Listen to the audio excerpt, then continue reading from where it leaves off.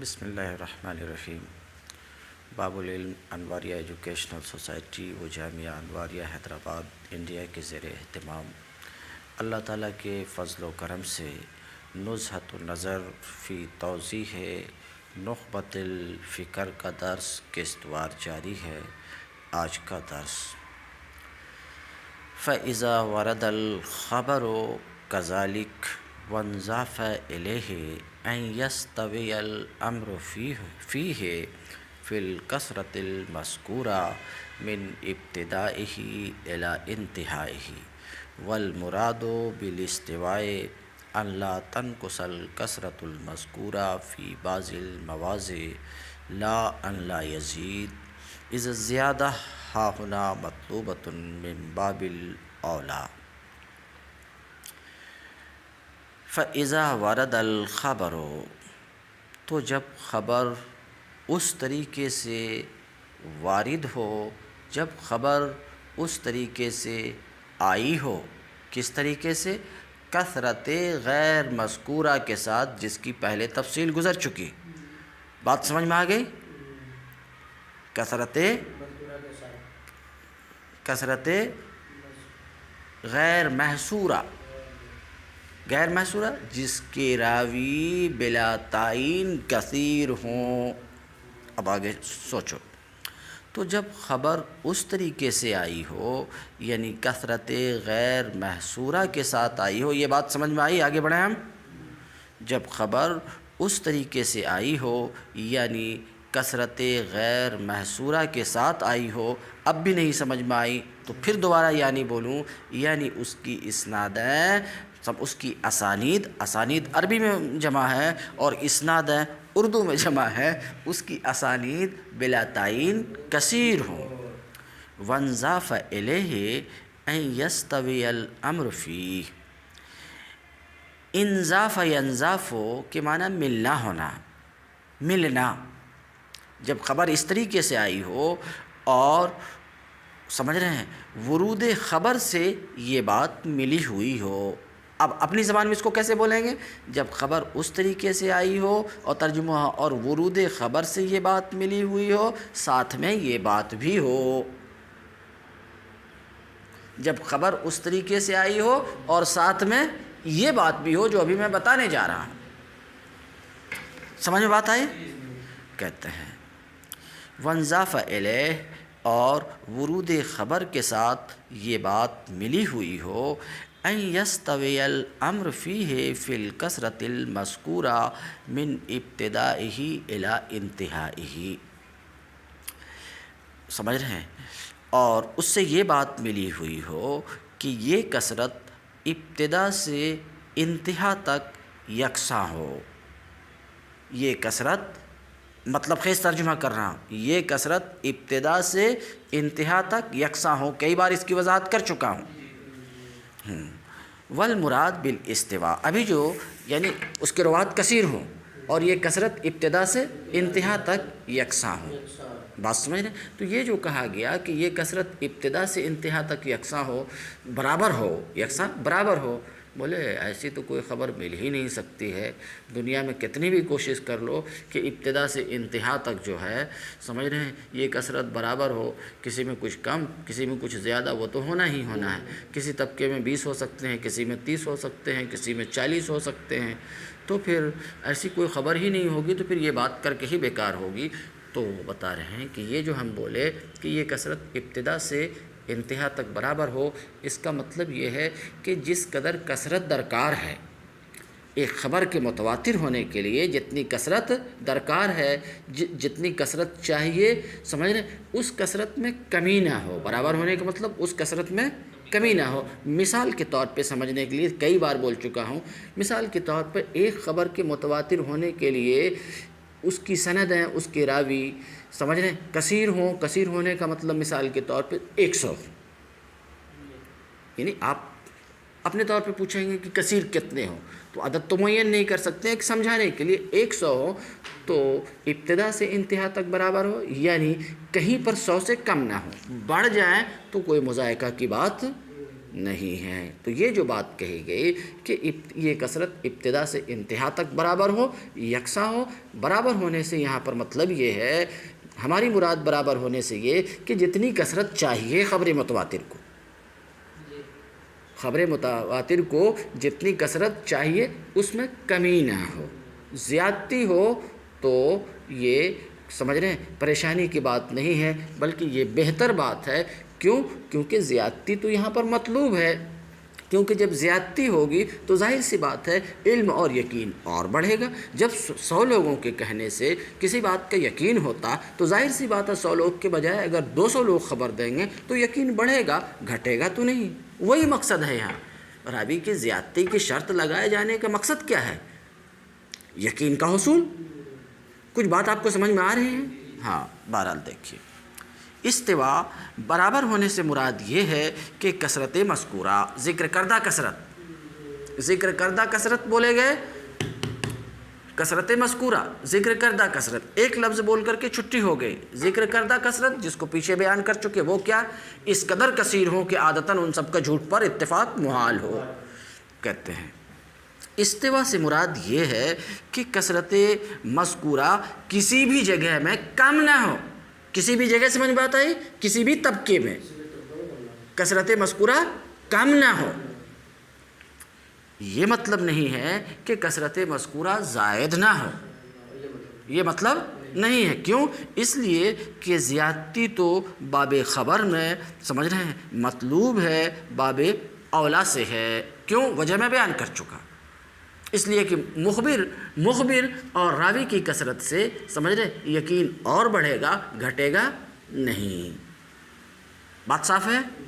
آگے وَأَن يَكُونَ مُسْتَنَدُ انتہائِهِ الْأَمْرَ الْمُشَاهَدِ، اور یہ سمجھ رہے ہیں، اور یہ بات بھی کہ اس سند کی انتہا سمجھ رہے ہیں، اس سند کی انتہا امر حسی ہو۔ سند کی انتہا کیا ہو؟ امر حسی ہو۔ اس کو میں سمجھا چکا ہوں۔ امر حسی بہی طور کہ امر مشاہد ہو، ایسی چیز جس کا مشاہدہ ہو سکے۔ مشاہدہ کیسے؟ مثلا کسی کو کوئی کام کرتے ہوئے آپ نے دیکھا تو وہ جو کام کر رہا ہے وہ امر مشاہد ہے، آپ مشاہدہ کر رہے ہیں، وہ ایک ایسی چیز ہے جس کا مشاہدہ کیا جا رہا ہے۔ تو جس کو دیکھا جا رہا ہے، سمجھ رہے کہ نہیں، اس کو عربی میں کیا بول سکتے ہیں؟ امر مشاہد۔ جو دیکھ رہا اسے مشاہد بولیں گے۔ بات سمجھ رہے ہیں؟ جو دیکھ رہا اسے کیا بولیں گے؟ مشاہد بولیں گے۔ تو سند کی انتہا کہاں ہونا چاہیے؟ اس کی میں وضاحت کر چکا ہوں، اس لیے میں پھر تفصیل نہیں کر رہا ہوں کہ سند کی انتہا کیا ہو؟ امر حسی ہو، بہی طور کہ امر مشاہد ہو، ایسی چیز ہو جس کا مشاہدہ ہو سکے، جیسے کہ آخری راوی کہے، کیا کہے؟ میں نے ایسا کرتے ہوئے دیکھا، میں نے ایسا کرتے ہوئے دیکھا۔ تو دیکھا یہ سمجھ رہے ہیں، یہ امر مشاہد ہے، دیکھنے کا تعلق آنکھ سے ہے، ٹھیک ہے؟ یا آخری راوی یہ کہے کہ میں نے ایسا فرماتے ہوئے سنا۔ بات آپ سمجھ رہے ہیں؟ میں ایسا سنا، تو اس کا بھی تعلق سننے کان سے ہے، یہ بھی امر حسی ہے۔ دیکھنا، سننا یہ محسوسات میں سے ہے۔ دیکھنا، سننا، سونگھنا، چکھنا یہ کیا ہے؟ سمجھ رہے ہیں؟ امور حسیہ میں سے ہیں۔ یہ منطق کی ابتدائی کتاب میں پڑھ چکے ہیں۔ حواس ظاہرہ 5 ہے، آنکھ ہے، ناک ہے، کان ہے، زبان ہے، ہاتھ وغیرہ ہے، یعنی باصرہ، سامعہ، شامہ، ذائقہ، لامسہ۔ بات سمجھ رہے؟ بہرحال اب آگے بڑھو۔ اور یہ کہ اس سند کی انتہا امر حسی ہو، یعنی امر مشاہد ہو یا امر مسموع ہو۔ امر حسی کی وضاحت ہو گئی کہ امر حسی سے مراد کیا ہے، کہ امر مشاہد ہو یا امر مسموع ہو، دونوں کی وضاحت میں کر چکا۔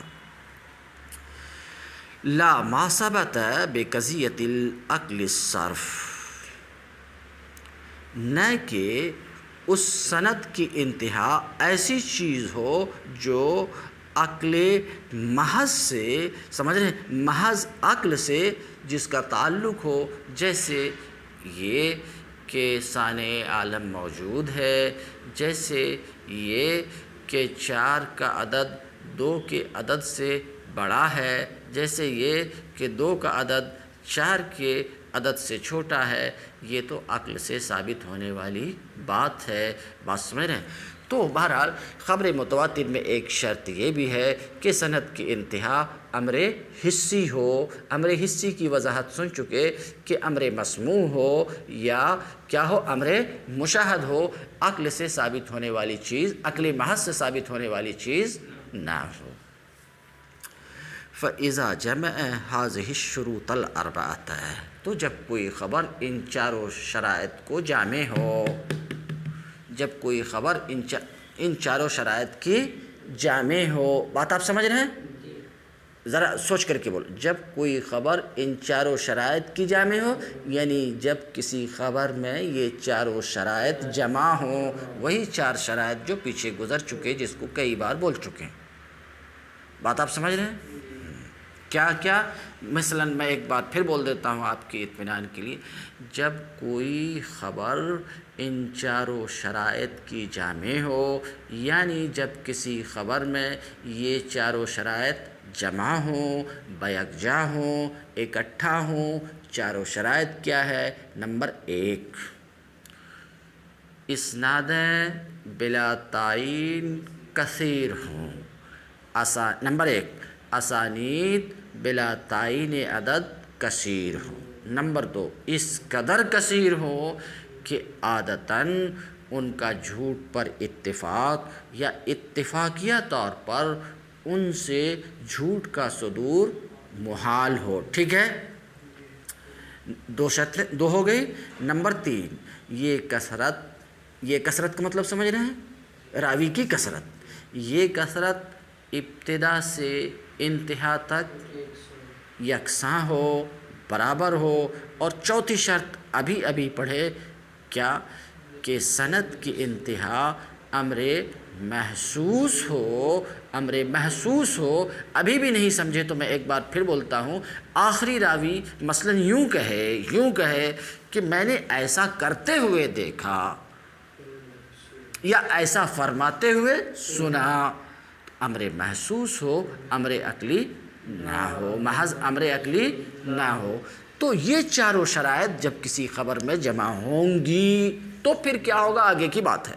ابھی صرف اتنی ہی بات ہے کہ جب یہ چاروں شرائط کسی خبر میں جمع ہوں گی، اکٹھا ہوں گی، یعنی کوئی خبر ان چاروں شرائط کی جامع ہوگی، کہتے ہیں اذا جمع هذه الشروط الاربعة، جب کوئی خبر ان چاروں شرائط کو جامع ہوں گی۔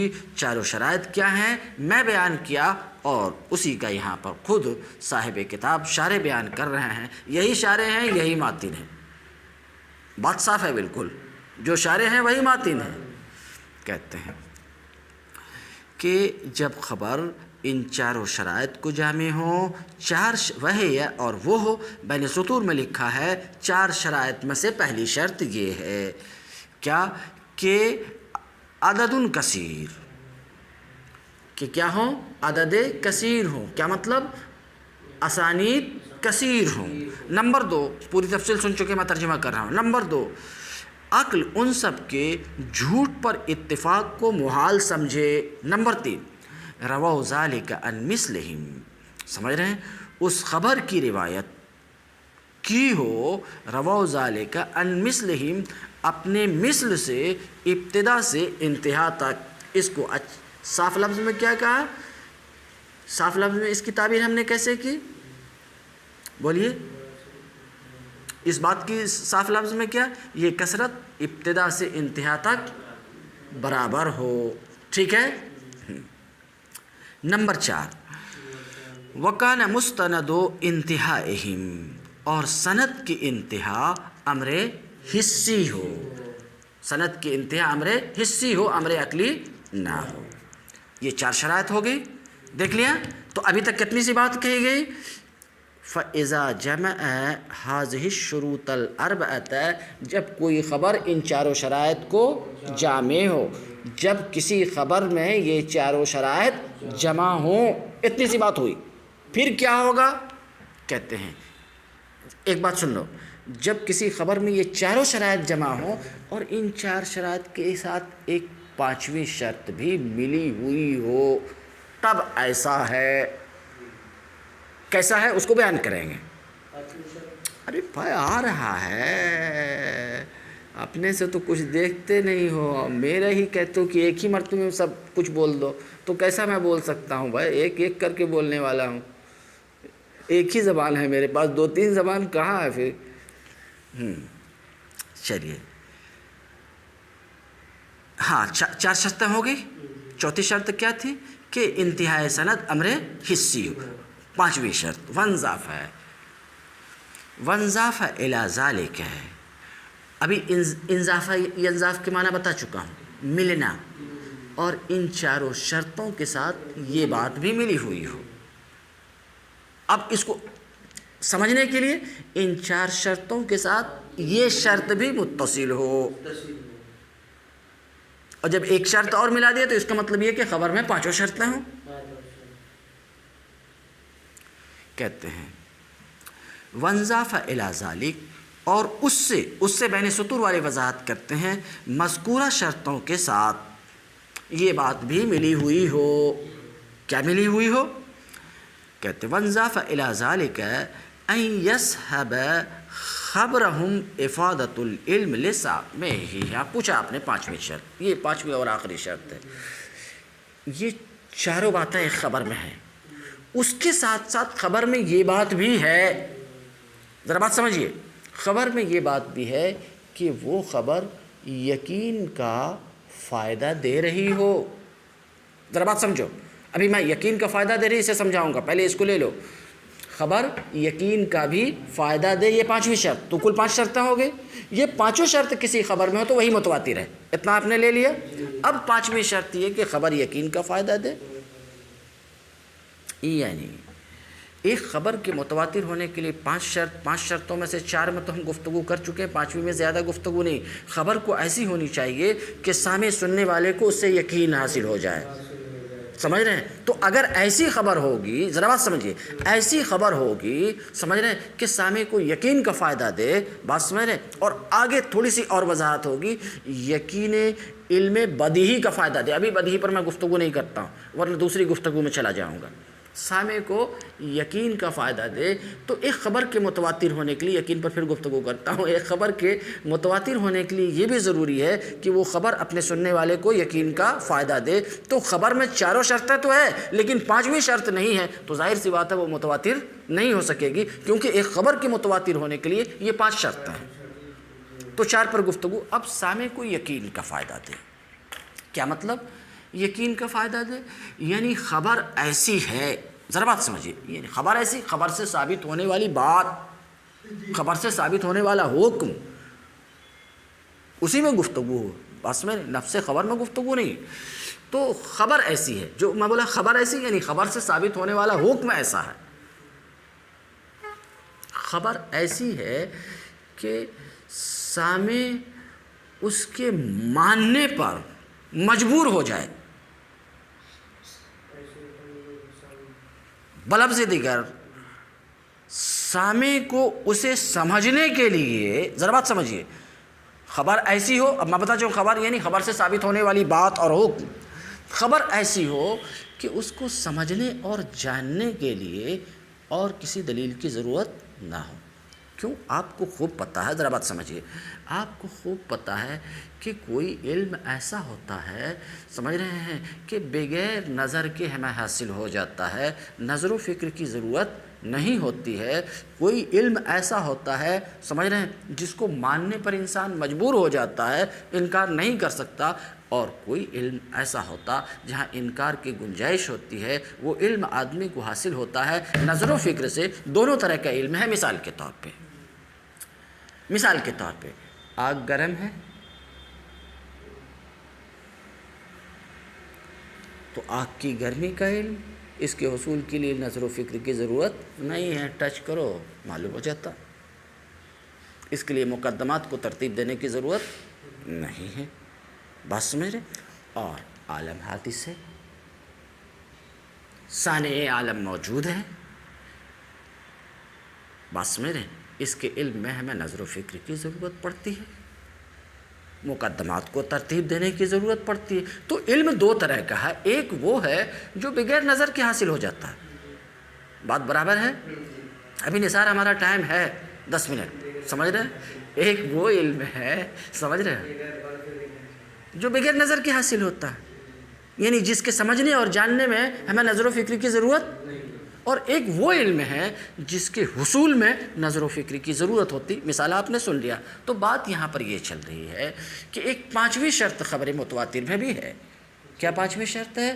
پانچویں شرط یہ ہے کہ خبر ایسی ہو، اب میں بار بار بول چکا ہوں خبر ایسی ہونے کا مطلب خبر سے ثابت ہونے والی بات، خبر ایسی ہو کہ سامع کو یقین کا فائدہ دے۔ اگر یہ بات بھی ہوگی تب متواتر ہوگی، کوئی ایک بات کا فقدان ہوگا تو وہ متواتر نہیں ہوگی۔ مثال کے طور آگے دیکھیں گے، اتنی سی بات تو سمجھ میں آئی؟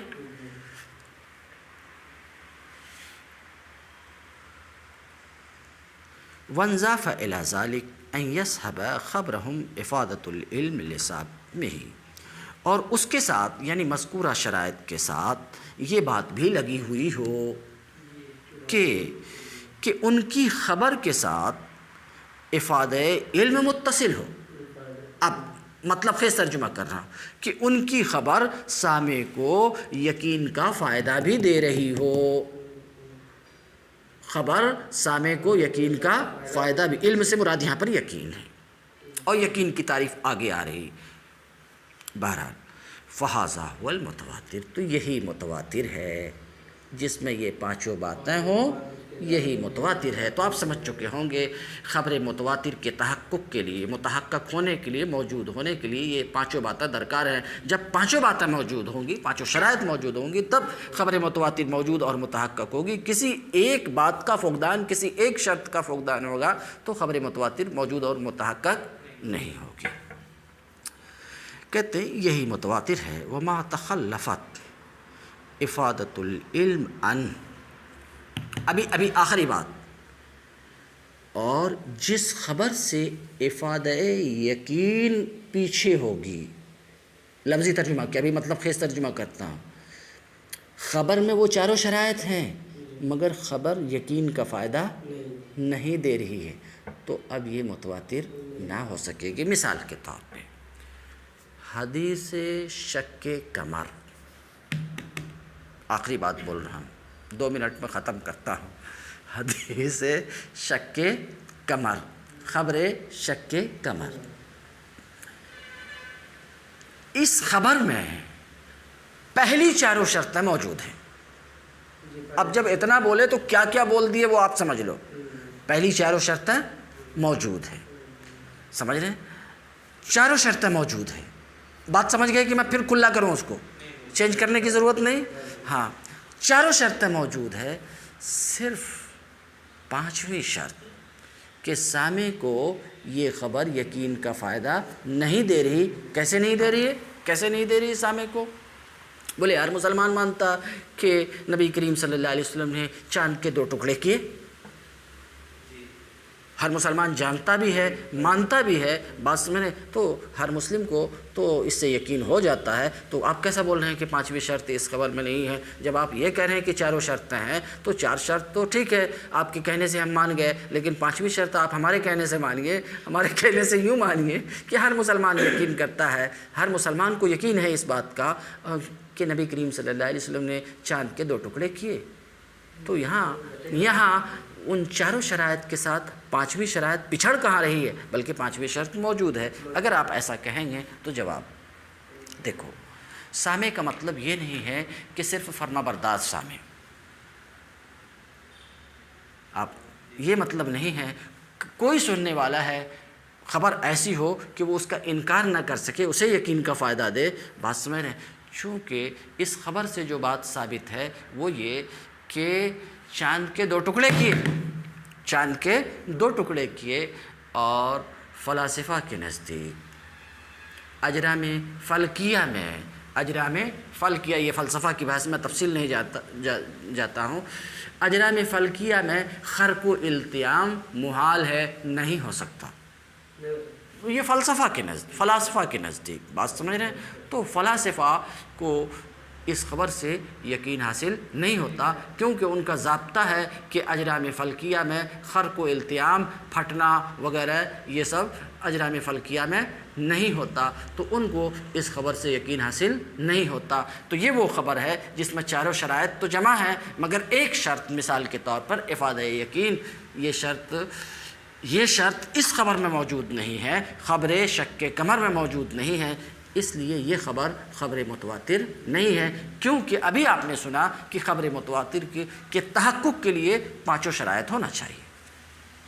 دیکھیے تو کہتے ہیں وما تخلفت افادۃ العلم عن، اور جس خبر سے افادہ یقین پیچھے رہ جائے، کانا مشہورا فقط، وہ خبر صرف مشہور ہوگی. وہ خبر کیا ہوگی؟ صرف مشہور ہوگی، وہ خبر متواتر نہیں ہوگی.